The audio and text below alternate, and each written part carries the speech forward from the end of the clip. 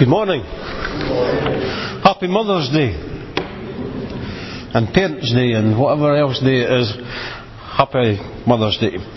We are come to the last sermon in this little mini series where the Hebrew writer tells us in Hebrews 13:8 that Jesus Christ is the same yesterday and today and forever. Today we're going to look at what does it mean that Jesus is the same forever. There was a guy who was driving a local priest down a country road when all of a sudden the car in front of him skidded off the road. The guy got out of the car and he was deeply upset because he had run over a hare.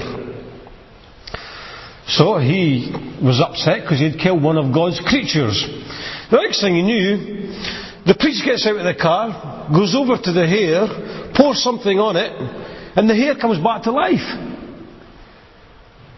And the guy was amazed. And so the hare came back to life. It ran 100 yards. It stopped, turned around, and gave the guy a wave. It ran another 100 yards. It stopped, turned around, and gave the guy another wave. And it ran another 100 yards. Stopped, turned around, and gave the guy another wave.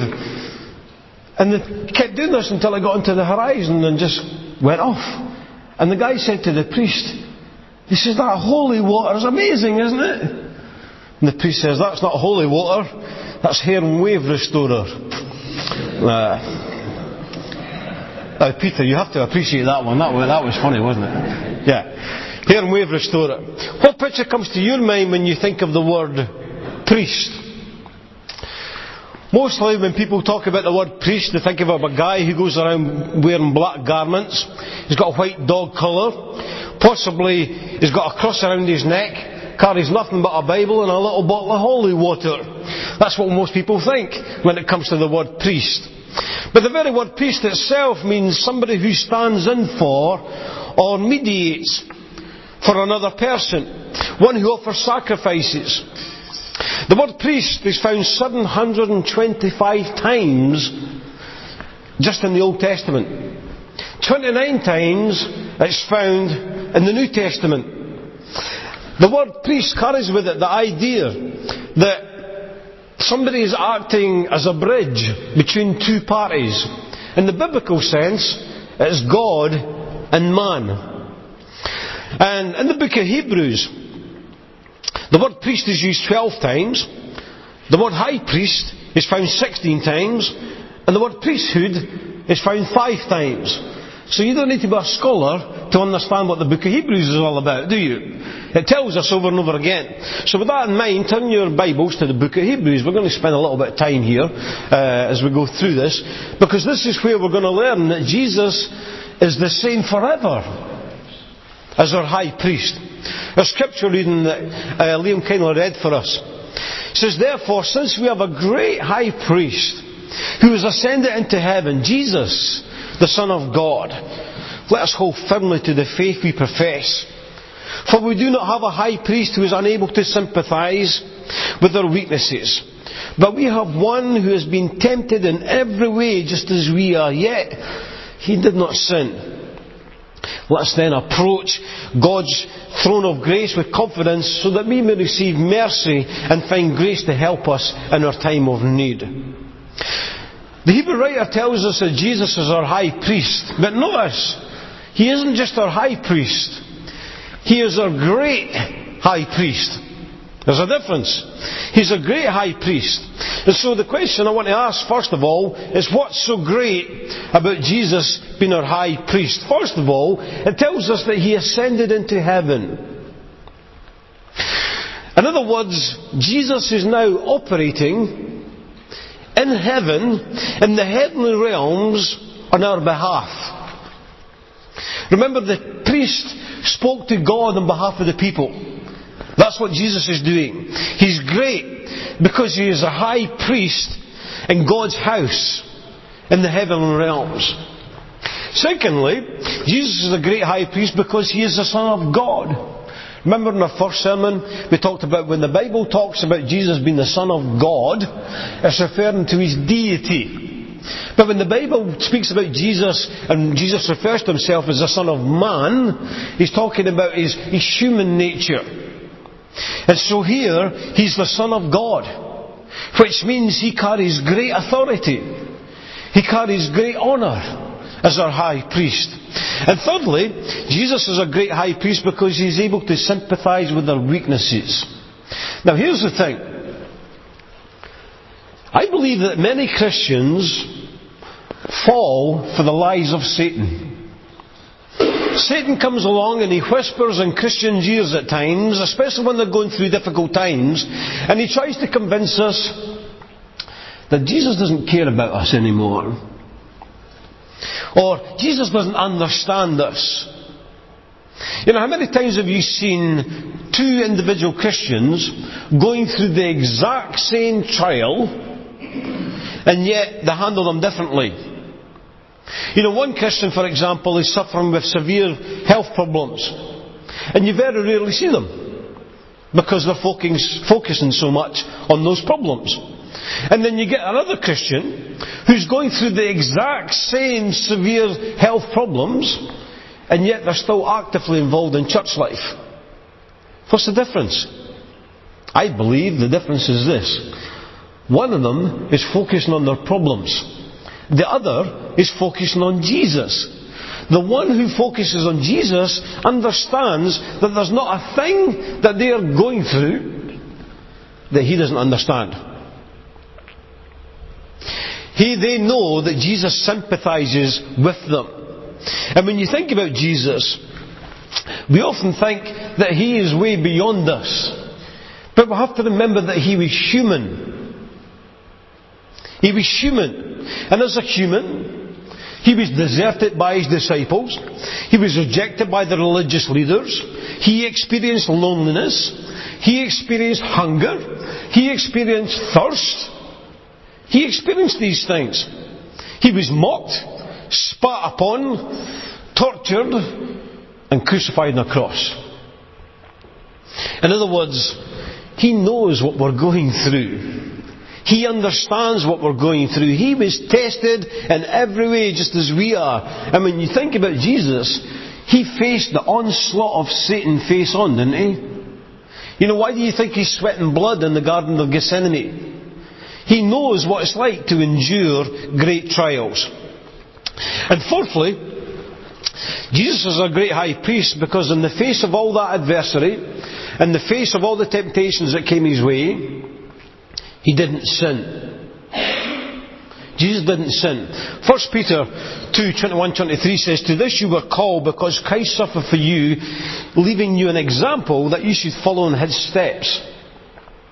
He committed no sin, and no deceit was found in his mouth. When they hurled insults at him, he didn't retaliate. When he suffered, he made no threats.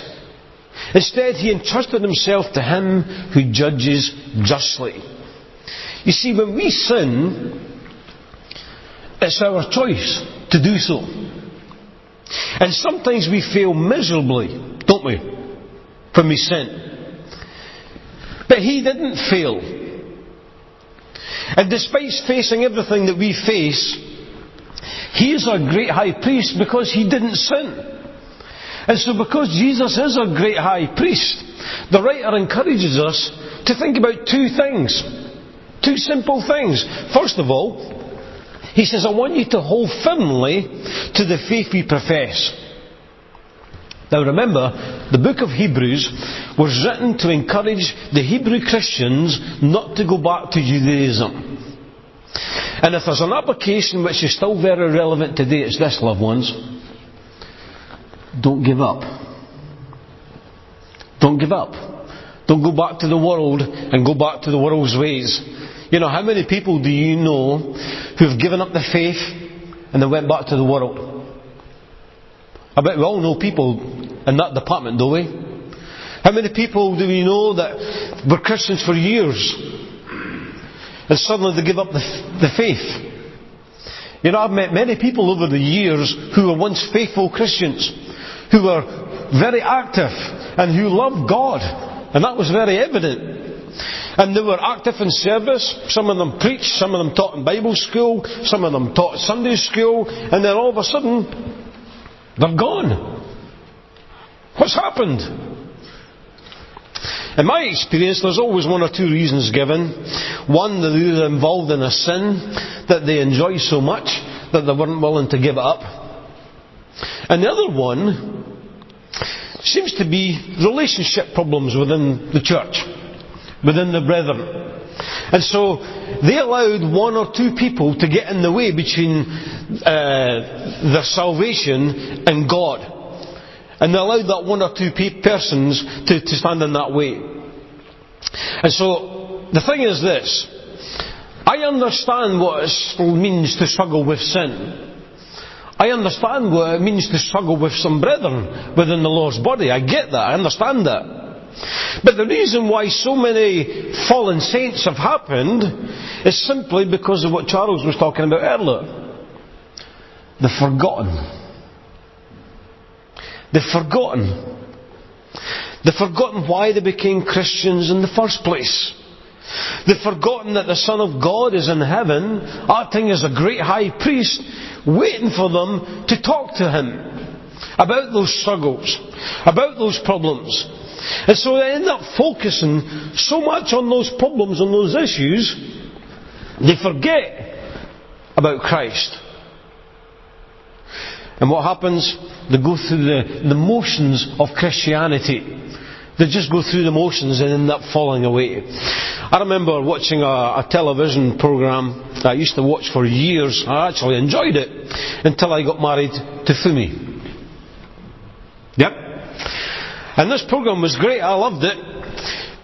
But every time this television program came on, Fumi would get up. She'd go upstairs, switch the TV on up there and just leave me until the program was over. And this went on for a while, and I began to stop and think, what on earth? Why is she getting up to leave every time this program comes on? You see, it wasn't until it happened a few times when I actually stopped and asked myself that question. Why is Fumi leaving the room right now?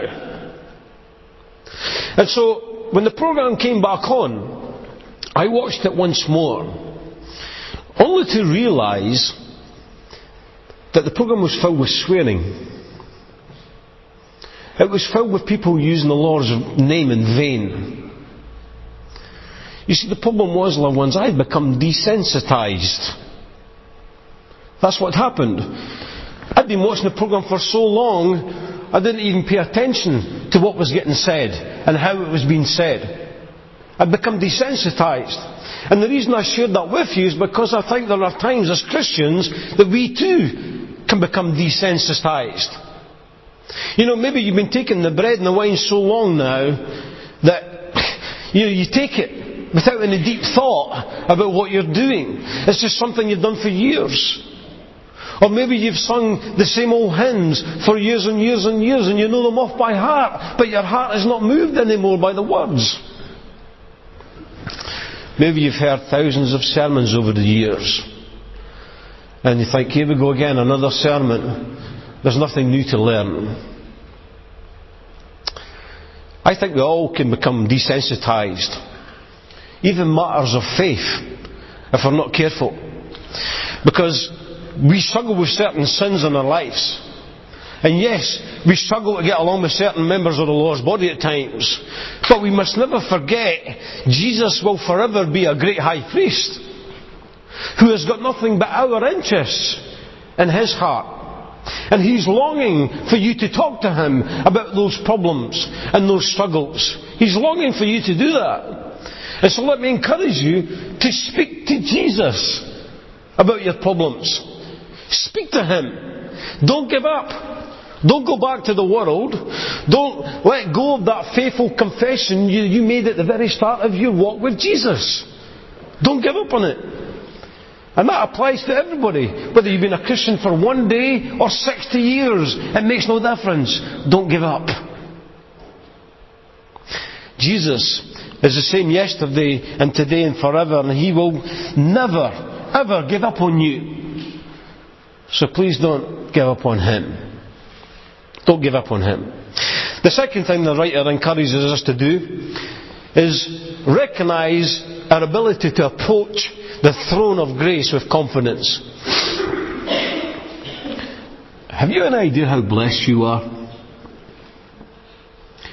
Have any of us got any idea how blessed we are to have this access to God today? You know, when you think about the Old Testament, the high priest was kind of like the spiritual, religious leader of the Israelites, if you want. And because the high priest held that leadership responsibility, if you want to call it that, one of his roles was overseeing the responsibilities of the other priests.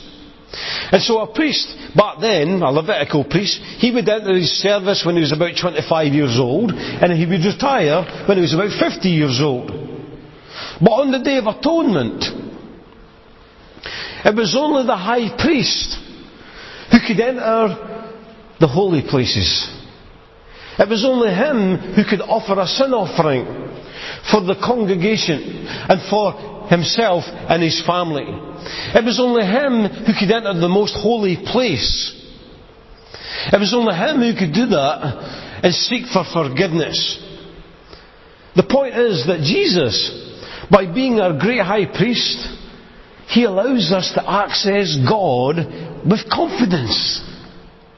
Hebrews 9:11 and 12 says, "But when Christ came as high priest of the good things that are now here, he went through the greater and more perfect tabernacle that is not made with human hands." That is to say, it's not a part of this creation. He didn't enter by the means of blood and goats and calves, but he entered the most holy place once for all by his own blood, thus obtaining eternal redemption. You see, loved ones, when we approach God in prayer, we shouldn't be fearful. We shouldn't be nervous. We should have confidence. Because when we're going through really tough times in our Christian life, we should have confidence to know that we will receive what we need most of all. And what is it you need most of all when you're going through a tough time? Grace. Help. That's what he's talking about. He will forever know what our needs are. And he's longing to give us grace. He's longing to help us through those difficult times. And so he will be forever our high priest in that sense. In Hebrews chapter 6, 19 and 20, it says, "We have this hope." That one there. "We have this hope as an anchor for the soul, firm and secure. It enters the inner sanctuary behind the curtain, where our forerunner, Jesus, he has entered on our behalf. He has become a high priest forever in the order of Melchizedek." Now let me ask you this question. What comes to mind when you think about the word anchor? Now you would be forgiven for thinking it's a great big metal object that ships use to keep the boat in one place. Yep. In a sense that's true. But there's also another meaning to the word. In biblical times, somebody would leave the ship and they'd have a rope tied around their waist. They would swim to the shore, they would find a big rock, and they would tie that rope around the rock. That's what they did. And so the anchor wasn't a metal object. The anchor was the guy who swam to the shore to tie it. That's who the anchor was. And when we think about it that way, the Hebrew writer is saying that Jesus isn't our anchor in terms of he's going to keep us stable and keep us in the one place. He's talking about Jesus as the one who entered that holy place, and if we stay tied to Jesus, we'll forever be in the presence of God.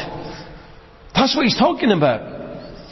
And so tradition says that when a high priest went into the Holy of Holies, he'd have a rope tied around his waist just in case he died or just in case God struck him dead. And so the people on the outside would be able to pull him out if he died or God had struck him dead. I don't know if that's true or not, but tradition says it is. But the thing is this. Do you remember Zechariah? Remember when Zechariah was in the temple and Gabriel was speaking to him? He was in the temple for a long time, wasn't he? Remember what it says in Luke 1:21? But it says, the people were waiting for Zechariah and they were wondering why he stayed so long in the temple. Do you know what that tells me? That tells me that people are time managed. It tells me people know exactly when they go in and exactly what time they come out. And if it's over, people start panicking. They get a bit worried, yeah? I don't think nothing much has changed today. Do you? We still got people who want worship to finish and start at the exact same time every week. We still have Christians with that mentality. We still have people who think that we should only sing a certain amount of songs during worship. We still have people who believe that a sermon mustn't be longer than 10 minutes, but less than 30 minutes. Yeah? The mentality hasn't changed. I mean, why do we grumble about the things that are not happening the way we think they should happen? Yeah? Why do we grumble when things are running late? Why do we grumble about these things? I think we grumble because we've got places to go. We've got to see a man about a dog, so to speak. But haven't we all got busy lives? Haven't we all got busy lives? Haven't we all got places to go and people to see? You know, think about it. What do we tell our non-Christian friends and our families when we're running a bit late? Oh, I'm sorry, we're late for dinner today because the preacher was long-winded. Oh, I'm sorry, we can't watch the football this afternoon because the guy doing the announcement just went on and on and on. Why can't we say things like, you know, I'm sorry, we're going to be late for dinner today, but the preacher's message was brilliant. I didn't want it to end. Why can't we say things like, oh, I'm sorry, I can't watch the football this afternoon because I wanted to stay behind for the Bible study? You know, why do we never say things like, I can't come for dinner until later because we're going to be spending more time on the Lord's Supper today? Why can't we say, I can't come to the football today because I know in worship we're going to be singing a lot more songs and the worship was so great we just wanted to keep it going. Why can't we set the oven to finish cooking the casserole at 3:30 instead of 1:30? Yeah? Loved ones, can't we see what's happening? The Lord's Day, as Daniel once said not long ago, the Lord's Day has become the Lord's 2 hours. Christians are now investing more time watching the television than they do in the Lord. Christians are now investing more time at work than they do in the Lord. Christians are now investing more time chilling out, whatever that means, than they do in the Lord. Now you might be thinking to yourself, whoa, is the preacher speaking to me today? Yes, I am. Okay? But here's the thing, I'm speaking to all of us. I'm speaking to me. Every preacher knows you have to apply everything you say to yourself. Every preacher knows that. I recognise my own personal time management problems. And when I look at the church, and not just the church here by the way I'm talking about, when I look at the church, I see a virus that's spreading right through the Lord's body. And you know what it's called? It's called busyness. It's spreading like a virus. And I'm not over-exaggerating here, loved ones. Just look at how evening worship doesn't exist in many congregations anymore. Just look at the attendance to a midweek Bible study in most of the congregations. Look at the congregations who don't even have a Bible study. They just get together for worship on a Sunday morning. You know, don't these things tell us that we're buying into the world's culture? Does that not tell us that? Don't these things show us that the world is influencing us when we should be influencing the world?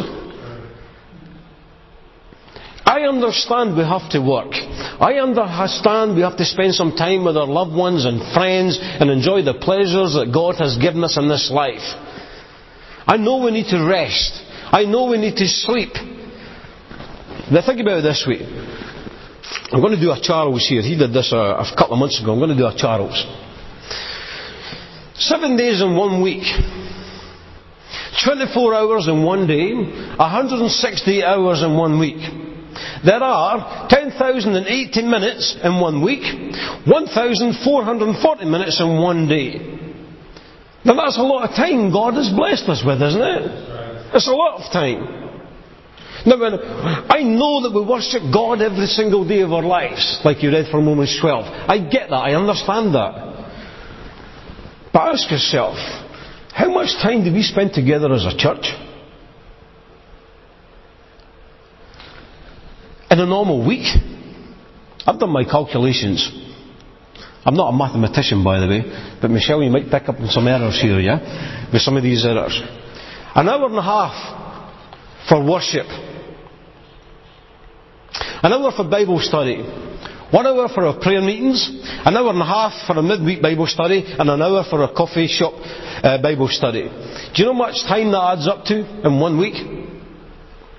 That adds up to, in minutes, 390 minutes.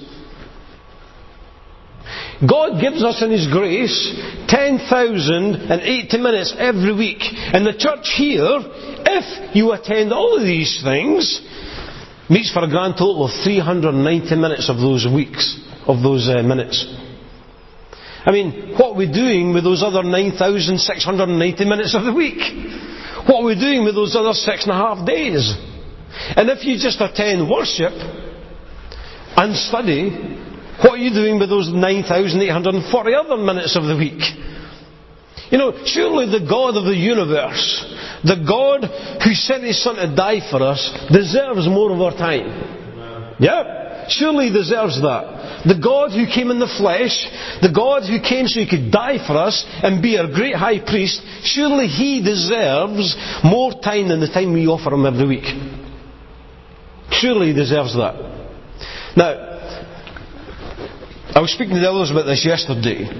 I plan my sermons months ahead of the time before I deliver them, so I let God do what He's going to do with them. And please do not misunderstand what I'm saying here, okay? It may sound like I'm rebuking and all that sort of stuff. Please don't misunderstand what I'm saying. I'm not saying if you don't attend anything other than worship, you're a bad Christian. I'm not saying that, okay? I'm not saying that you don't pray through the week on your own. I'm not saying you don't study the Bible or serve God in some way. I'm not saying that. I'm simply trying to get us to stop and think a little bit about what we're doing with our time.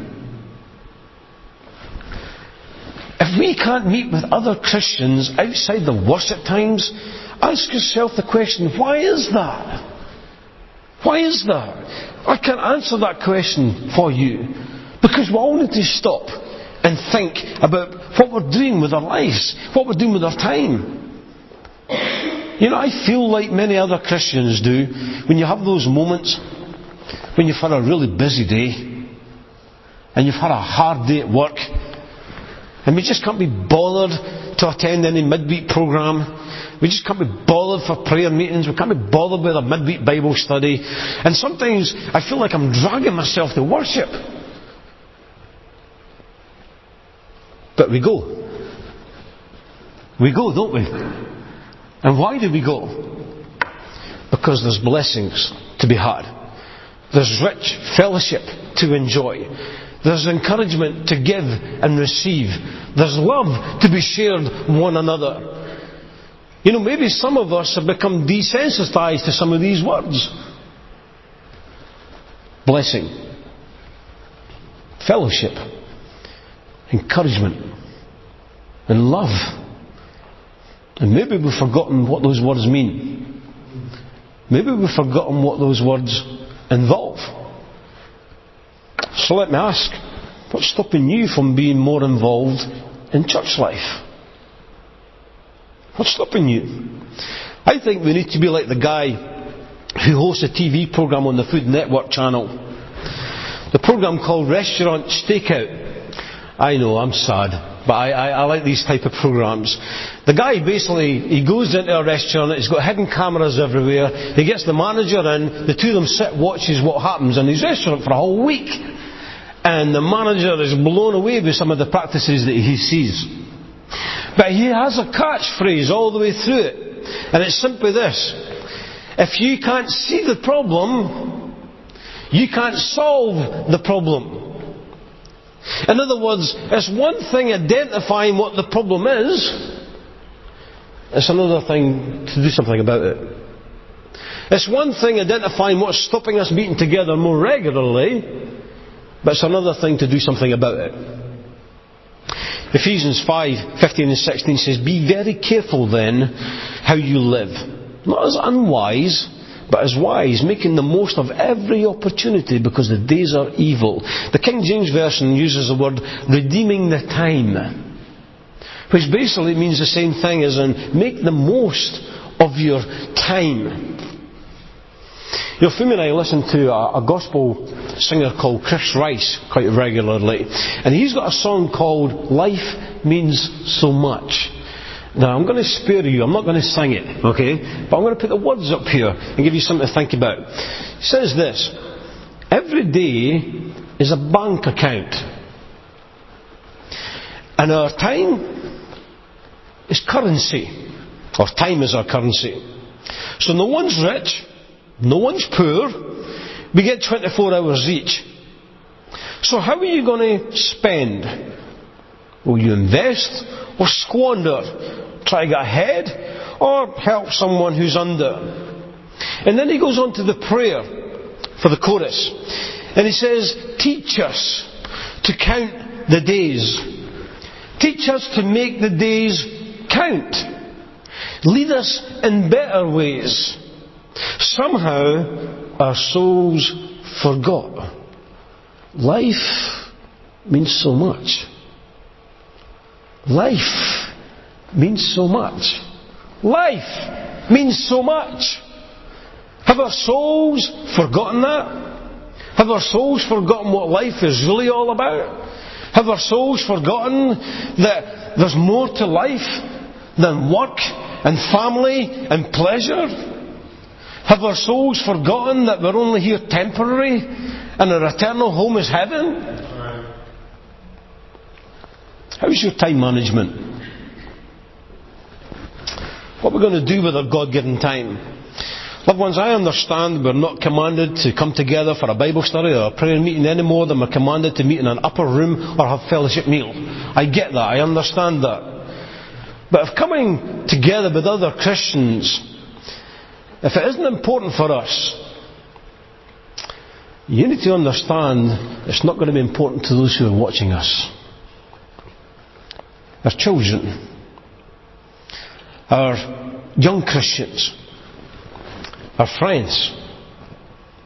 If our neighbours or new or young Christians see that studying the Bible with other Christians isn't important for us, you better believe they won't think it's important for them.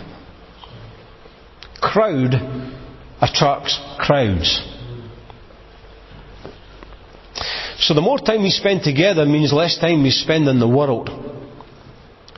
Coming together as a group of Christians regularly, not just on Sunday mornings, actually gives us strength. We get strength. Togetherness gives us strength to stay focused on Jesus. Togetherness gives us strength to stay faithful another day. Togetherness gives us strength to stop the world from influencing us. You see, Jesus is the same yesterday and today and forever because His eye is on us 10,080 minutes a week. He cares for us and sympathises with us 168 hours a week. He gives us His full attention, especially when we need grace and help in our time of need. And He will be forever our high priest, which also means we're going to live with Him forever. May God bless us as we seek to serve our great high priest. And may we always appreciate that God has appointed Jesus to speak to Him on our behalf as our great high priest. God bless you.